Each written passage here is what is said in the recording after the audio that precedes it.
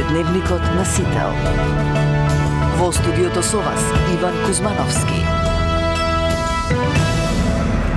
Добро вечер, ви благодарам што сте со нас. Ова се настаните кои го одбележаа денот.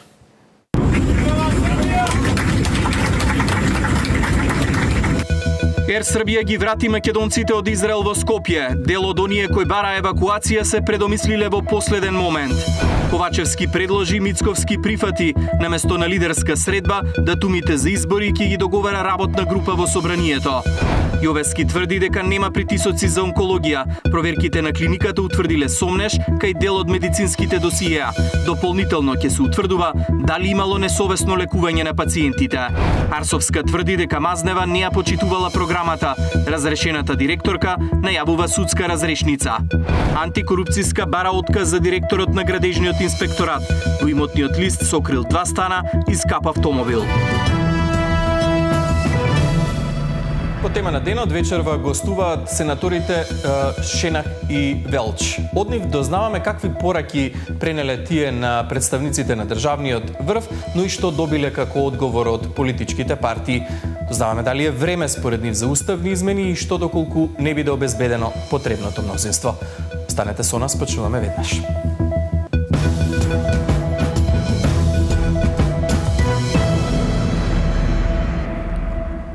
Успешно заврши евакуацијата на македонските граѓани од Израел со авионот на Ер Србија кој го плати македонската влада. Вкупно 67 попладнево слетаа на скопскиот аеродром, а со солзи ги пречекаа нивните семејства.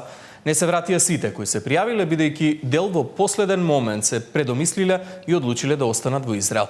Нивното место го потполнија граѓани на земјите од соседството кои помогнаа предходно во евакуацијата на македонски граѓани. Ивана Соколович најдова беше на скопскиот аеродром. Prvo letite do Skoplja, posle do Beograda. Čuvajte se i nadam se da se vidimo u boljim vremenima. Svako dobro, još jednom. Седумдневната агонија дали ќе успеат да се заслонат од нападите заврши и македонците со солзи во очите се вратија дома. Велат страшните слики нема никогаш да ги заборават. Секој момент бил вистинска голгота, како да се помине ноќта. Срекна што повторно ги прегрна своите најблиски, кумановката Марица Јаневска веле дека не се чувствувала безбедно во Израел. Порече си 1 година во израелската држава и уште еден нејзин сограѓанин се врати дома. Очекувал побрза реакција од македонските власти, но е задоволен што успел да се качи на летот на Ер Србија. Тамо смо седеле 7 месеца као турист, а ми е супер било, многу убави спомени имам, ама еве овој нешто бидна многу лошо. Кој дел на Израел? И ние беме во Аждот. Дали беше тоа дел од критичните подрази? Па да, почнеше тамо да се пуца. 10 гранати пред некој ден беа фрлени. И лошо беше, многу лошо. Па веруете дека не е лесно. Значи ние сепак ја бев во тој дел кај што не беше многу зафатено од страна на војни дејства, меѓутоа првенствено кога отидов таму баш во тоа место бев кај што најголемо жариште тој појас газа, па се префрлив на друго место. Меѓутоа мислам дека голем проблем е зашто ние едноставно тие луѓе што беа директно изложени под огин, зашто на време ово не се презема нешто. Како туриста малце работев и така се помалку. Каде бевте? Дали бевте во загрозено подружје? Не, во Пета Тиква бевме, Гини Тиква, така да немаше ништо таму. Во Израел остануваат уште македонски државјани кои одбиле да се вратат со летот кој го организираше владата, но нивните места беа пополнети со патници од Србија и Црнагора, како благодарност за нивните влади кои изминативе денови евакуираа македонски државјани. Вознемирени сведочат дека биле во жариштата на војната. Вела дека повиците за евакуација и ракетните напади нема да ги заборават. Имали смо подршку, заиста било е сигурно у мом крају каде сам ја живео, али мислим да се најгоре тек спрема. Искрено, ја нисам бил уплашен за повратак, желeo сам да останем тамо, али чим е прва бомба пала у том месту каде сам ја живео, јас сам одлучил одма да напустим земја. 2 години сме Израелу, ситуација е veoma trenutno dramatična i nije bilo više uslova, mi smo zadnjim avionom, zadnjim letom stigli. Tokom 2 godine nije ovo prvi put i prije se dešavale slične stvari, nije ovo znači prvi put se dešava, ali sad su umješao Hezbollah, tu su više terorističkih grupa i postalo je opasno na ulicu da se izađe. Nije samo raketni napad u pitanju su ljudi, arapske populacije koji žive među nama. Има их многу и више едноставно неиздрживо е постало. Во авионот имаше место и за неколку црногорци кои во Скопје лично ги пречега црногорската амбасадорка. У ситуацијама кои pogoršane bezbjednosti. Ljudi koriste evakuacione letove zato što ne znamo kada ćemo biti u prilici da organizujemo naredni i kojom dinamikom će biti organizovani. Jako je težko. I finansijski, bezbjednosno rizici postoje. Rizici postoje i naši državljani trebaju da budu svjesni toga. Naše vlade rade sve što mogu. I naše diplomatsko-konzularna predstavništva i vaša, i crnogorska, i makedonska, i svih nas u ovim momentima. I svi daju sve od sebe. Во појасот Газа се уште се заглавени двајца сопружници за кои во моментов се прават планови како да бидат извлечени. Единствената точка за спас е границата со Египет, но засега е неизвестно кога истата ќе биде отворена, со оглед дека се интензивираат нападите. Мицковски прифати, наместо на лидерска средба, датумите за избори ќе ги договара работна група во собранието. Јовески тврди дека нема притисоци за онкологија. Проверките на клиниката утврдиле сомнеш кај дел од медицинските досиеа. Дополнително ќе се утврдува дали имало несовесно лекување на пациентите.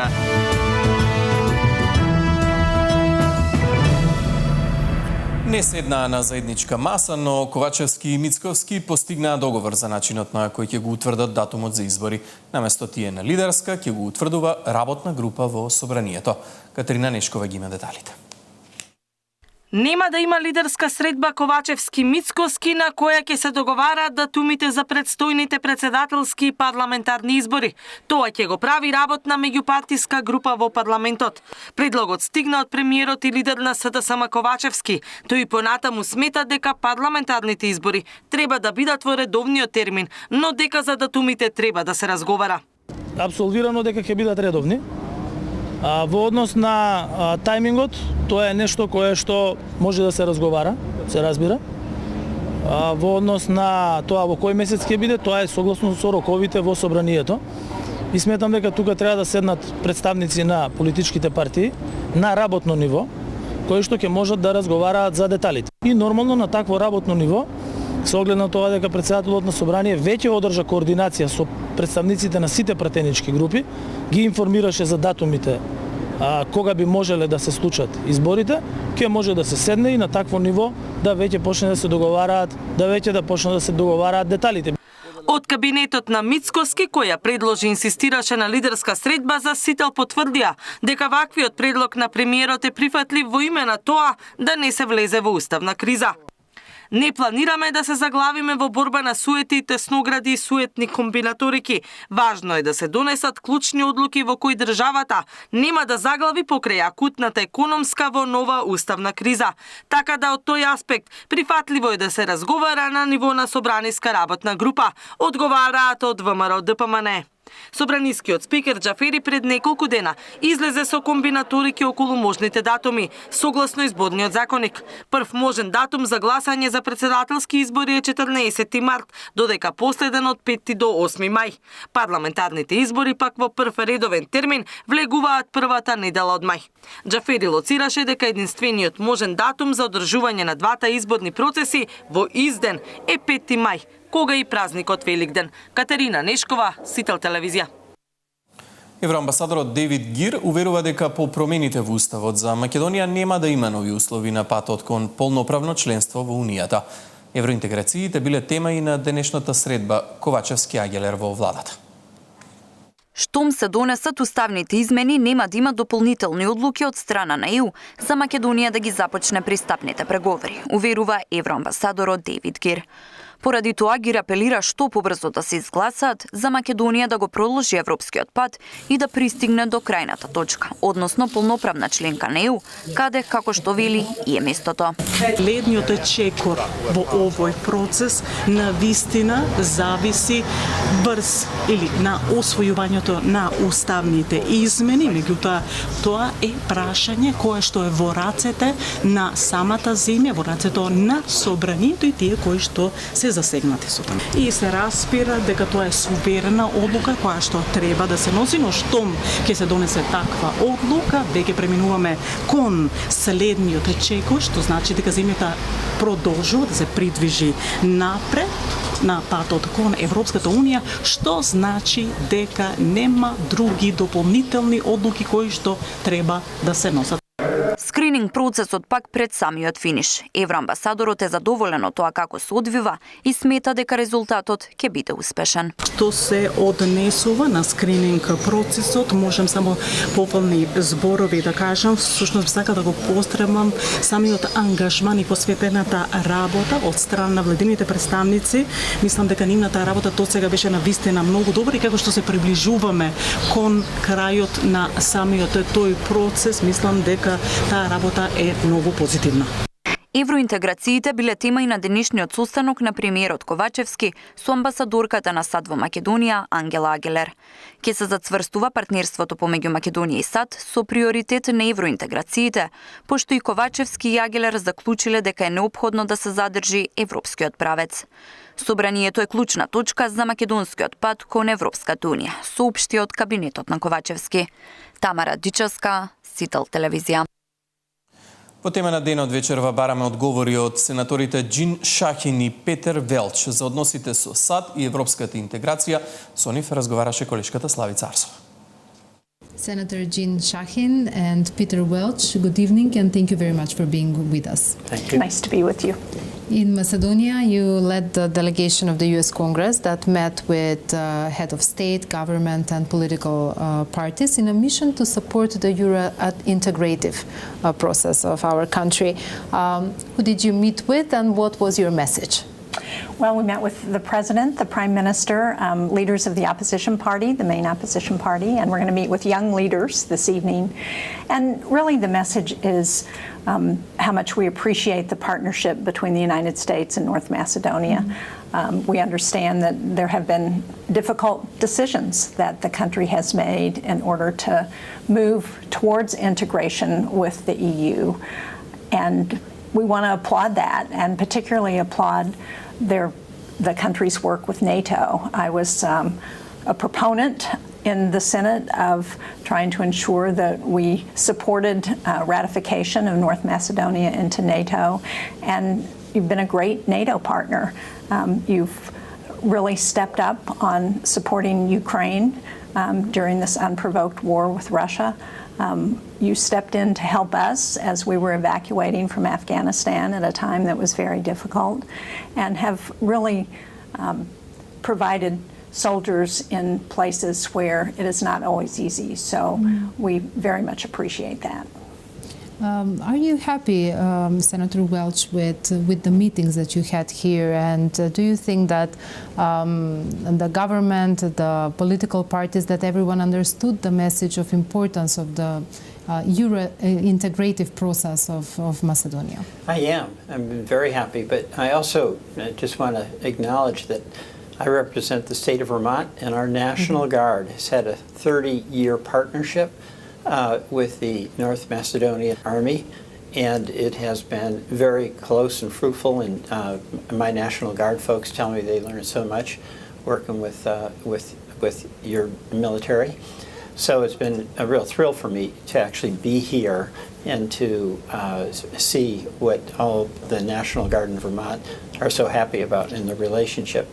But Senator Shaheen in the Senate is the leader of the focus on the Balkans, and she is our leader, and she's got deep experience. And this is really affirming that, number one, gratitude we have for all that you have done to align with us. But two, it's really, we are very hopeful, in addition to North Macedonia being a NATO partner, that it be successful in its move to be part of the EU.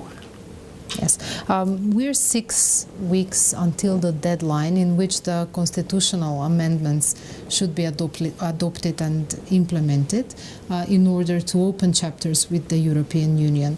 What is your impression? Is there still enough time to catch this deadline and to move forward? Is there still hope for some kind of political consensus? Well, I hope so, and we heard different perspectives on that today. I understand that it's difficult, just like the decision to change the name of the country to North Macedonia was a difficult decision, and that there's a lot of frustration that people have because there's a feeling that, well, we were promised membership in the EU a long time ago, and it still hasn't happened, and we still have to do this one more thing in order to make it happen, and then there are no guarantees. So I appreciate that. I understand that it's challenging, and so again, we're here to say we understand that. We hope you will find a way to work this out, because I believe, and most of the people we've met with today believe, that the future of this country is with Europe and the EU. The economic prosperity that comes with joining the EU, the future of your young people as you think about the challenges of keeping young people in the country and making sure they have opportunities in the future, that all of that has a brighter path if you're a member of the EU. What if that doesn't happen? What if there is no consensus and no constitutional changes? Well, then it'll be the status quo. But my understanding is that just as NATO has been very beneficial, and I think a positive development, EU membership would be very helpful economically. But it is tough, and this is where we're two members of the U.S. Senate from the United States. We can't be making decisions. We have to respect the challenges that the people in North Macedonia are facing. And this is there's some tough obstacles that have been put there. We sympathize with the really bravery it took for the people here to change the name of the country. That'd be a hard ask anywhere else. So we're here with enormous respect for the citizens, but we also have a strong opinion that it would be beneficial for North Macedonia to be part of the EU in the long run. What I think probably has been said also to you, that has been said publicly a lot of times, is the fear that the oppositional political parties have that this is not going to be the last request, and that there will be more and more requests from the Bulgarian side and more obstacles on the EU integration path that are not connected to the EU reform agenda. Are the United States also talking to Bulgaria? Is there some kind of a dialogue also with the EU so that people here can feel more secure that this is maybe the last tough decision that we're supposed to make? Well, as you know, the United States is not a member of the EU, and sadly, we don't tell them what to do, much as I would like to on some occasions. But there is an opportunity for us to share with our European colleagues, with our Bulgarian diplomats who we see our perspective on things, and to share the concerns that we hear here and that we have about EU enlargement. Because I think one of the things that I have tried to talk to the EU diplomats who I meet about is the importance of countries that have aspiration to join the EU to understand that that is an opportunity for them, that they can get there at some point, and that there aren't so many hurdles put in place that it never happens. And I think that's a very important message, and it's one that we will continue to share. Well, Macedonia also has numerous internal challenges, slow implementation of some of the reforms, insufficient fight against corruption and organized crime. In such a context, can constitutional amendments be considered to be the only or the biggest obstacle on the European integration path? Well, every country has internal challenges that it has to overcome, whether it's trying to get into the European Union or not. I mean, the United States, we have our challenges. Right now, our House of Representatives doesn't have a Speaker of the House, and we can't act without that. So we know that people in North Macedonia are aware of their internal challenges. There's an independent reason to try to address those, to make the country as successful as it can possibly be, as fair as it can possibly be. And those are things that the sense we get is that people want to face whatever the outcome is of the EU vote. We think being in the EU is going to really add to the economic vitality of North Macedonia. How does the United States see where we are at the moment with the fight against corruption, and how are the United States helping not only Macedonia but also the other countries from the region to really tackle this problem? Well, one of the things that we're working on right now is legislation. It's bipartisan to support the countries of the Western Balkans, and it includes a number of provisions. One, to address increased trade and economic activity, because I think the more trade that goes on, the more it helps everyone. It would also enshrine the BOLD program that provides opportunities for young people to stay in country and in ways that I think are important to the future of not only North Macedonia, but the other countries in the Balkans. And then it would codify some of the sanctions that have been done by executive order in the U.S. against those people who are accused and suspected and pretty much determined to be involved in corrupt activities, and to provide technical assistance to countries to help address that corruption. So we think it's comprehensive legislation. We think we've got a really good shot to pass it, and we're going to be working on that. The debate in the EU is also ongoing. We still don't know how exactly the European Union is going to change, but a lot of options are on the table, including bringing decisions with 2/3 majority, maybe some phased joining of new member state countries, and it's still not clear. But how do you, from the United States, see these possibilities? As possibilities for faster integration of the Western Balkans, or slower one? Well, I think it makes sense to change the rules so that it would be something like 2/3. I mean, the advantage of the EU as it expands is that it gets more members, it has a bigger market, there's more people cooperating, and they're sharing values. But if you have a structure where a single country can essentially veto progress, that doesn't work. So I think it is time for the EU to adjust that, but still have as a goal a consensus approach to shared decision making. Yes, and hopefully they're examining that. Again, we're not a member of the EU, so we don't have a voice in that. Yes. But hopefully that's something that people are examining. So that sounds encouraging also for you. We're witnessing, unfortunately, escalation of the situation in Israel. The war in Ukraine has been ongoing for the second year, but tensions and incidents also happened in our region concerning Kosovo and Serbia. Do you see that there is a danger of this kind of conflicts, especially because all of these countries are not members of the European Union? And do you think that this kind of conflict could spill over in the neighboring countries? Yes, sadly. I do think there is reason to be concerned about potential expansion of the conflict. It's one of the reasons why having North Macedonia as a NATO member is important, because there is some security there when you have action like Vladimir Putin has taken in Ukraine. And it's one reason that we're here in the region. Tomorrow we're going to be going to Pristina and meeting with leadership, Prime Minister Kurdi and President Osmani, to share with them both our support for Kosovo, but our concerns that those people who have perpetrated incidents on the border be held accountable. Well, thank you so much for your visit to our country, and also for giving us this opportunity to discuss your positions. Thank you very much. So nice to talk to you. Владата повторно се предомисли. Дел од производите во аптеките ќе се вратат од 10 на 5% ДДВ. Што ќе поскапи, а што ќе остане постаро. Во вестите во 21.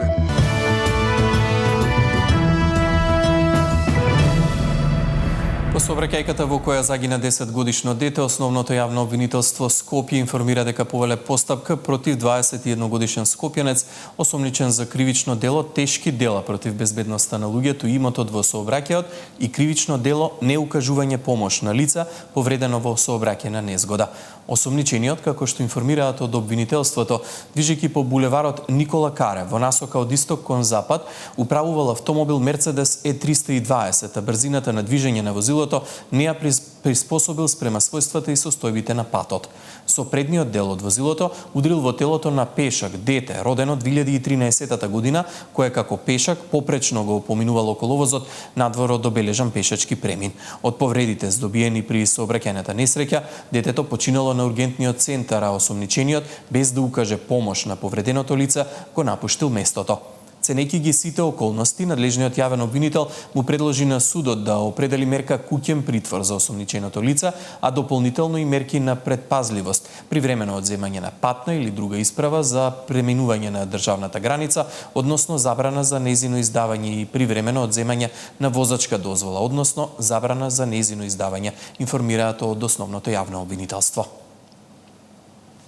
Јавниот обвинител Јовески денеска сведочеше за случајот онкологија во собранието. Реагираше за јавното презентирање на извештајот од Државниот завод за ревизија, кој бил дел од доказите, но тврди дека немал притисоци за случајот. Јовески открива дека дел од досиеата на клиниката се одвоени поради сомнеж за несовесно лекување.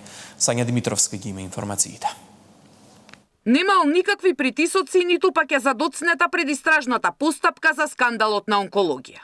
Вака јавниот обвинител Љубомир Јовески му одговори на членовите на Собраниската комисија за финансирање и буџет, презентирајќи дека за случајот имаат многу обемна документација. На почетокот од обраќањето ги искара пратениците дека обвинителството не е монета за подкусурување и полемизираат за ревизорски извештај што бил дел од доказите. Јовески одговорницата порача дека ќе ги вложат сите напори да го расчистат случајот и ако има виновници да одговараат. Еден дел од медицинската документација е издвоена со сомненија за лекарска грешка и нив ќе ги врши вештачењето, ќе го врши независна институција. Преземена е анализа на целокупното материјално и финансиско работење на клиниката, во што се вклучени експерти на Државниот завод за ревизија и Фондот за здравствено осигурување. Дискусијата на комисијата во поголем дел беше со препукување и повишување на тоновите меѓу пратениците од власта и опозицијата. Дувло на криминалци со 16 клучоци. Зошто да дозволам некој колега да ми ја брука фелата? Да стане милиардерот и овде да се жртвуваш и да го браниш? Нема бранење и нема зошто мене да ме обвинувате. Тоа таму било организиран криминал и точка. Ниту некој крие, ниту некој сака да брани нешто што ако е нешто направено што е грозоморен чин, зар мислите дека има таков будала некој да брани нешто? Инаку втор ден на комисијата на дневен ред е ревизорскиот извештај за онкологија, кој покажа дека некој правел тендери за скапи лекови без замин од фондот, несоодветни бројки на залихите со сметководството, како и немање на протоколи за делење на терапијата. Сања Димитровска, Сител Телевизија. Нема крај за проблемите на пациентите со ретки болести. Се жалат дека ги немаат потребните лекови, но немаат ниту термини за преглед, ниту пак доволен број на специјалисти. Без терапија поради доцнење на тендери, немање специјалисти, ниту термини за контрола, ненавремена диагноза, делење на лекови само на клинички. Ова се дел од проблемите со кои со години се соочуваат пациентите со ретки болести. Родители на деца со јувенилен артритис, ревматолошко заболување кое не само зглобовите, засега и многу други органи, алармираат дека во земјава нема детски ревматолог, со задоснување од месец дена оделена контроли на оделот за кардиоревматологија на детската клиника, а цитостатикот за одржување на имунолошкиот систем, кој чини 600 денари, го набавувале во странство. Овој лек кај нас е регистриран, меѓутоа константно е дефицитарен. И така ние на целата мака мора сами да се снаоѓаме од соседството и да набавуваме лек кој чини 600 денари. Една кутија има 100 апчиња, во принцип децата пијат 2-3 апчиња, зависи како се дозирани, што значи една кутија стига за повеќе од половина година. Долгогодишен проблем на пациентите со ретки болести е што терапијата ја добиваат само во Скопје. Они од внатрешноста мораат да губат денови од работа и да патуваат стотици километри за да го земат неопходниот лек. Ако патуваат од Битола им требаат околу 3 сати натаму, 3 сати наваму. Патуваат од Ресен, 4 сати се до Скопје и назад. Некогаш се случува да стигнат до Скопје и да им кажат: извинете, не е стигната уште терапијата, дојдете наредна недела или дојдете утре. Значи, тие луѓе се изложени на финансиски, на трошоци, на емоционални трошоци, значи на вистина им се отежнува животот со тоа патување. За почеток, на пример, не мора на секому дома да му стига терапија. Може да се направат центри, да речеме Битола, Штип, каде што би им било поблиску на пациентите да си ја подигнат терапијата. Од Сдруженијето за ЕМС посочуваат дека пациентите се соочуваат со проблеми за обезбедување на ортопедски помагала, како и за остварување на правата за додатоци за попреченост и туѓа нега. Александар Динев, Сител Телевизија. Арсовска тврди дека Мазнева не ја почитувала програмата. Разрешената директорка најавува судска разрешница. Антикорупцијска бара отказ за директорот на градежниот инспекторат. Во имотниот лист сокрил 2 стана и скап автомобил.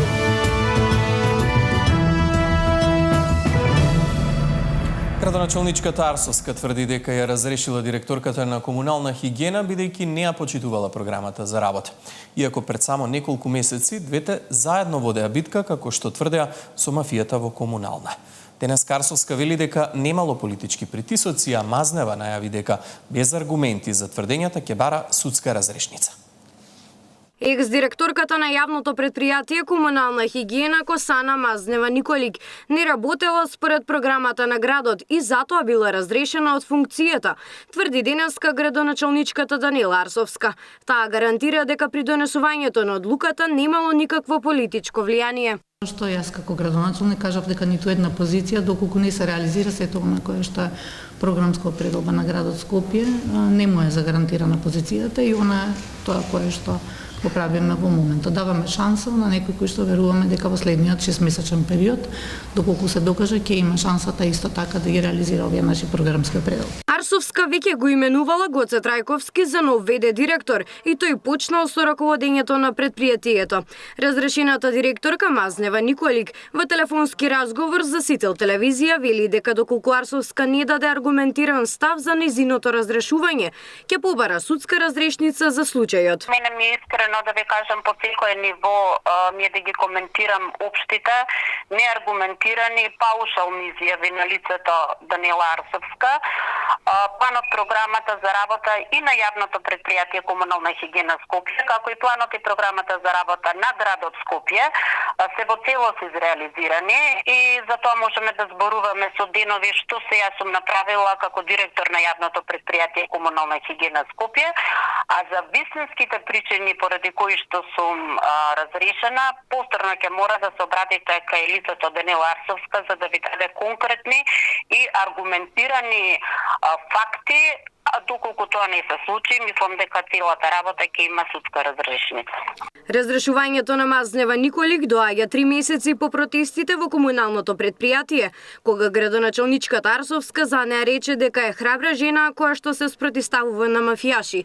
Екс-директорката потпиша менаџерски договор со град Скопје пред 4 месеци. Габриела Лескова, Сител Телевизија. Антикорупцијската комисија јавно побара да биде разрешен директорот на градежниот инспекторат. Анализите покажале дека во имотниот лист сокрил 2 стана и скап автомобил. Владата да му даде отказ на директорот на Државниот инспекторат за градежништво и урбанизам Фатмир Арифи. Ова го бара антикорупцијска која денеска откри дека првиот човек на градежниот инспекторат на сомнителен начин купил 2 стана и скап автомобил. Стекнатиот имот Арифи го сокрил од анкетниот лист. Не е пријавен стан кој е во собственост на господинот Фатмир Арифи на улица Крсте Асенов број 22 во Цаев. Понатаму не е пријавен стан исто така во негова собственост на улица Гемиџиска во Железара. Не е пријавено Форд Мондео исто така во негова собственост кој го купил во 21 година по цена од 18.000 евра. Арифи платил глоба од 150 евра за што не ги пријавил двата стана и автомобилот, но антикорупцијска ја продолжила истрагата. Проверувала од каде се парите за новостекнатиот имот, па го повикала и на разговор.